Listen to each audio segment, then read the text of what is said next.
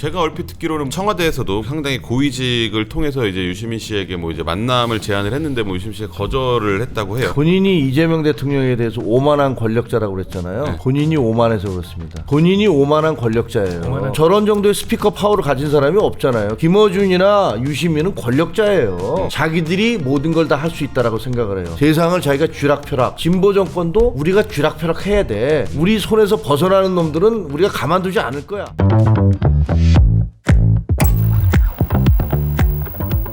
유시민의 앙심, 이제 뭐 유시민 전 노무현 재단 이사장이 이제 최근에 이재명 대통령을 향해서 막 독서를 퍼붓고 있습니다. 그래서 뭐 이 대통령은 1년간 오만한 권력자의 모습을 보였다. 뭐 그리고 뭐 이번 전당대회를 두고는 뭐 대통령이 여당 대표를 픽해서 당선시키려 한 것은 왕정이다.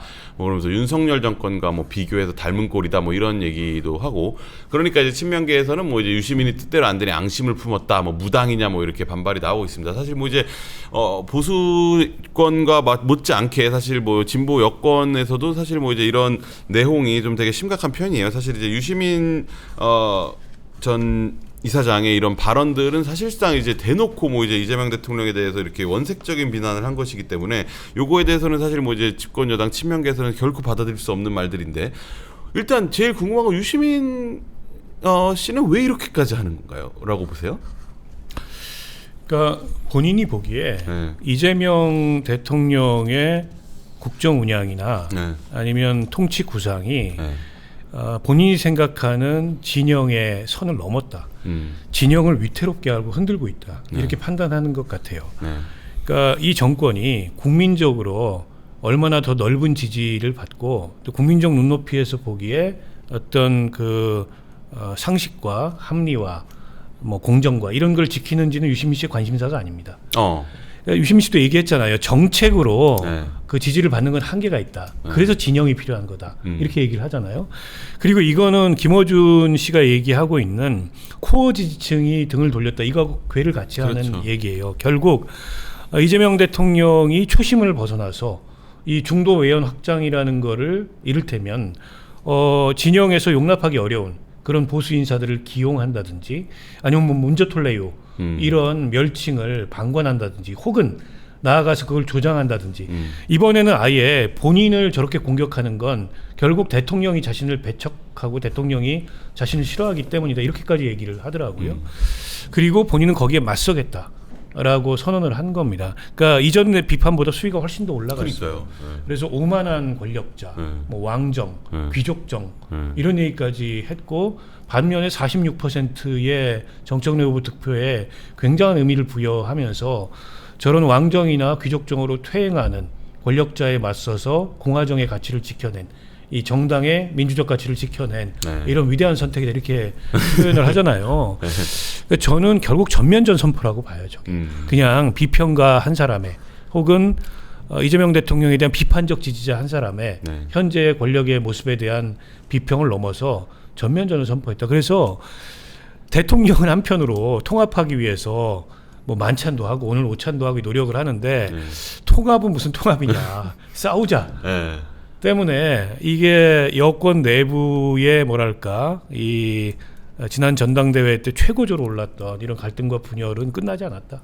이렇게 생각합니다. 그리고 이제 진영 대 진영의 갈등 구도가 더 이어질 거라고 보시는군요. 제가 얼핏 듣기로는 뭐 이제 청와대에서도 뭐 이제 상당히 고위직을 통해서 이제 유시민 씨에게 뭐 이제 만남을 제안을 했는데 뭐 유시민 씨가 거절을 했다고 해요. 그것도 몰라요. 본인이 만들어낸 얘기일 수도 있어요. 그 제일 궁금한 게 유시민 씨도 도대체 왜 저러지? 이거잖아요. 그렇죠. 제가 보기에는 본인이 이재명 대통령에 대해서 오만한 권력자라고 그랬잖아요. 본인이 오만해서 그렇습니다. 본인이 오만한 권력자예요. 오만한 지식인이죠. 네, 본인도 권력자예요. 아니 실제로 저런 정도의 스피커 파워를 가진 사람이 없잖아요. 김어준이나 유시민은 권력자예요. 그리고 굉장히 오만한 권력자예요. 자기들이 모든 걸 다 할 수 있다라고 생각을 해요. 세상을 자기가 쥐락펴락.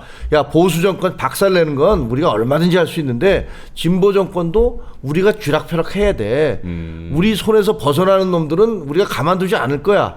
라고 얘기를 하는 거예요. 노무현 때는 장관 하셨잖아요. 네. 그러면서 그때 굉장히 노무현 대통령 커버하기 위해서 애쓰셨어요. 그렇죠. 뭐 그건 그럴 수 있다고 생각을 해요. 그렇죠. 정권이 바뀌었어. 문재인 정권이 됐어. 문재인 정권에서는 거의 상황 노릇하신 거 아닌가요? 그때 조국 그 감싸고 돌면서 조국 씨의 가족들의 범죄 행위에 대해서 네. 얼마나 말도 안 되는 궤변을 늘어놓으면서 감쌌습니까? 네. 그리고 본인이 어용 지식인을 자처하면서 네. 문재인 정부가 얼마나 오만한 그런 정책들을 많이 내놨어요. 예를 들면 임대차 보호 3법이라든가 일본에 대한 불매운동 뭐 대대적으로 벌이면서 그러면서 또 최저임금 막 그대로 올렸죠. 소득주도 성장이라는 말도 안 되는 얘기하면서 경제 파탄 냈죠. 거기다가 또 무슨 원전 태양광 이런 거 하면서 아주 멍들게 만들어놨거든요. 그런 거 있을 때 이 사람이 거기에 대해서 한마디라도 했습니까? 안 했어요. 오히려 그걸 커버하기 위해서 아주 몸을 내던졌죠. 그랬는데 이재명 정권이 오고 난 다음에 자기가 보니까 자기를 아주 우습게 여기는 것 같다 이것이. 그러니까 그 오만함이 발동한 거라고 저는 봐요. 그래서 어디 감히 나한테 말이야. 이런 생각이 드는 거죠. 그래서 상대방을 저는 이 지적 그러니까 그 이재명 정부에 대해서 오만한 권력이다라고 얘기하는 것들에 동의를 해요. 예, 동의를 해요. 왜냐하면 실제로 그 공소 취소 특권 같은 거 만들겠다고 하고 저런 식으로 밀어붙이고 보안 수사권 그냥 깔아 문대고 그 다음에 무슨 나머지 그 8.15 그 83 정책인가요? 그다음에 부동산 정책 11호 정책이라든가 이런 것들 보면 아주 간이 배 밖으로 나왔구나라는 생각이 이재명 정부에 대해서도 들어요. 네. 그러니까 유시민 씨의 그 비판에 대해서 동조를 하면서도 유시민 씨는 왜 저럴까 하는 걸 가만히 생각해 보면 본인이 오만해서 그렇다. 그런 생각이 듭니다. 그러니까 이게 이제 이 유시민 작가가 이재명 대통령을 향해서 오만한 권력자라고 평가하는 포인트하고 네. 야당에서 이재명 대통령을 향해서 오만한 권력자라고 평가하는 포인트가 달라요 서로. 그러니까 이게 국민의 지금 요구나 눈높이에 맞지 않는 그런 네. 정책을 일방적으로 추진한다. 네. 본인의 그 공소 취소 같은 거를 조작해서 특검법을 통해서 시도한다. 이런 게 지금 야당이 그게 우리가 하는 지적하는 오만한 얘기죠. 네, 포인트인데 그렇죠. 유시민 씨가 얘기하는 오만한 네. 포인트는 결국 진영과 소통하지 않고 그다음에 진영의 코어 지지자들의 요구를 듣지 않고 자기 마음대로 그 프로토콜을 벗어나서 어떻게 보면 통치를 하고 있다. 이 판단에서 나오는 오만함이에요. 워딩은 같은데 내용이 다른 내용이. 그래서 유시민 씨를 자꾸 보수 그 이 저 국민의힘이나 이쪽에서 응원을 하던데 들을 얘기가 있다라면서 본인들이 하고 싶은 얘기하고 다른 얘기예요. 저는 그걸 혼동하면 안 된다. 뭐 적은 똑같이 하면 똑같은 대상이니까. 그러니까 적의 적은 동지라는 게 그러니까 딱 그거죠 뭐. 이게 딱 그거예요. 이 장동혁 대표를 전략자산으로 여기는 거하고 그렇죠. 비슷한 심리야 이게. 아니 민주당이 장동혁 대표 맞아. 저 민주당 패널들이 장동혁 대표 지지하는 거라 엄청 좋아하잖아. 아니 예. 그 보수 패널들이 지난번에 저 정청래 대표 되기를 바랬더라. 그게 그것이고. 아니 그러니까 똑같은 저 거죠. 국민의힘이 팀 정청래였더라니까. 지난 전당대회 때. 그렇죠. 자, 그런 상황에서 참 어쨌든 이게 지금 대통령 임기가 2년 차밖에 안 됐는데 사실 이제 집권 여당에서 그래도 영향력 있는 스피커라는 평가를 받는 분이 이렇게 대통령에게 직격하는 뭐 이런 모습이 사실 그것도 선거 이후에 막 뭐 이런 모습이 참 정말 보기 드문 장면인데 뭐 이런 것들이 좀 앞으로 어떻게 흘러갈지 뭐 여러분들도 많이 좀 관심을 가져주시기 바랍니다. 사실 저희가 뭐 다루고 싶은 주제 많았는데 시간이 벌써 다 돼가지고 앞서 예고해드린 대로 이제 약간 그 민심점검 Q&A 시간을 이제 좀 가져보려고 합니다. 시청자분들께서 남겨주신 질문들에 대해서 뭐 이제 이렇게 두 명이가 답변을 드리는 시간입니다. 저희가 한번 질문들을 좀 추려봤는데 이제 요 질문을 한번 우리 김채국께 한번 드려볼게요. TK123F3X님께서 질문 주셨네요. 왜 대통령들은 전임자가 당권에 집착하다 나락가는 거 전부 보고서 본인도 따라할까요? 그냥 욕심버리고 주어진 일만 잘하면 될 것을. 우리가 좋은 대통령 뽑으면 그렇게 되겠죠. 네. 근데 불행하게도 네. 사실 지금까지 최근에 이제 몇 번을 거쳐서 그걸 못 하고 있어요. 그렇기 때문에 결국은 상당히 그 나라 전체가 어려워지는 그런 상황을 맞고 있는 거죠. 네. 제대로 된 대통령 뽑아야 되는데 제 입장에서는 뭐 이재명 대통령은 너무 결정적인 아킬레스건 그러니까 자기 공소 문제 이게 걸려 있어서 과연 아마 집권 내내 끝나는 날까지 그거 어떻게 그냥 덮어버리려고 노력을 하실 거예요. 그러니까 그게 상당히 문제가 될 거다라고 생각을 해요.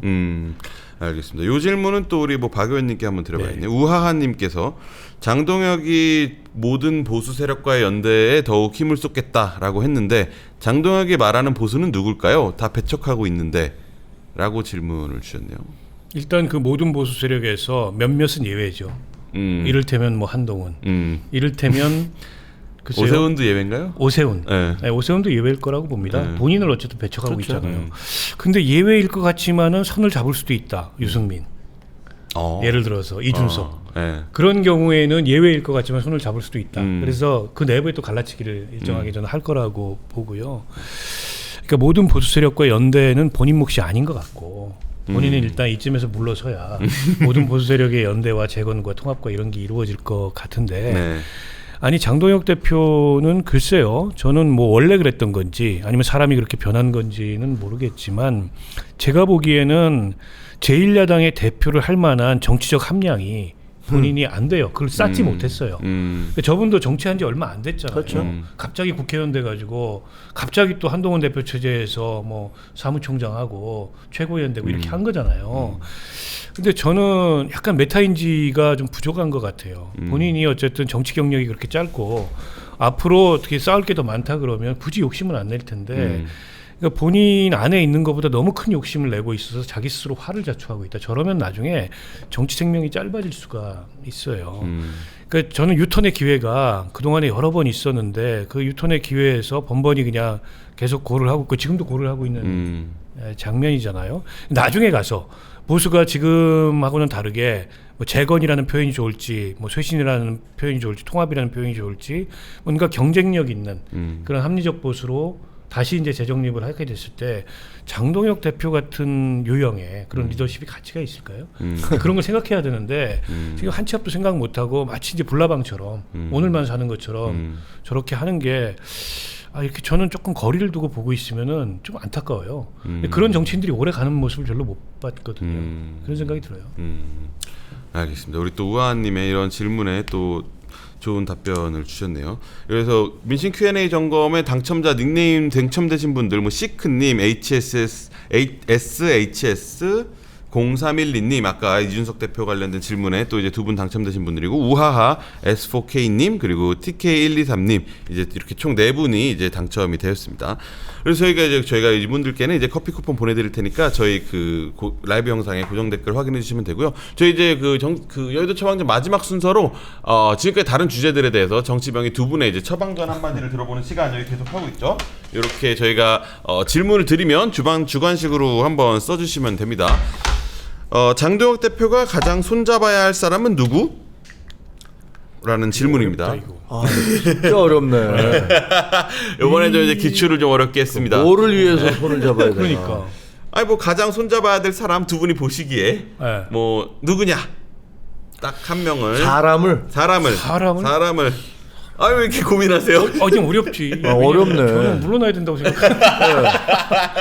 누구 손을 잡아? 손을 잡아서 뭐 어떡하라고? 계속 살아남기 위해서? 아니 그러니까 지금 장동혁 대표의 뭐 이제 장동혁 대표 개인을 위해서일 수도 있고 아니면 뭐 이제 보수 진영을 위해서일 수도 있고 뭐 그거는 뭐 두 분의 그냥 과감하게 쓰겠습니다. 이렇게 가능성이 없다고 보지만 먼저 이렇게 우리 또 박 의원님 먼저 쓰셨네요. 우리 박 의원님 먼저 이렇게 설명을 한번 주신다면 한동훈이다. 한동훈이다. 지금이라도 네. 어쨌든 구원은 있고 네. 서로 사실 극복하기 어려운 네.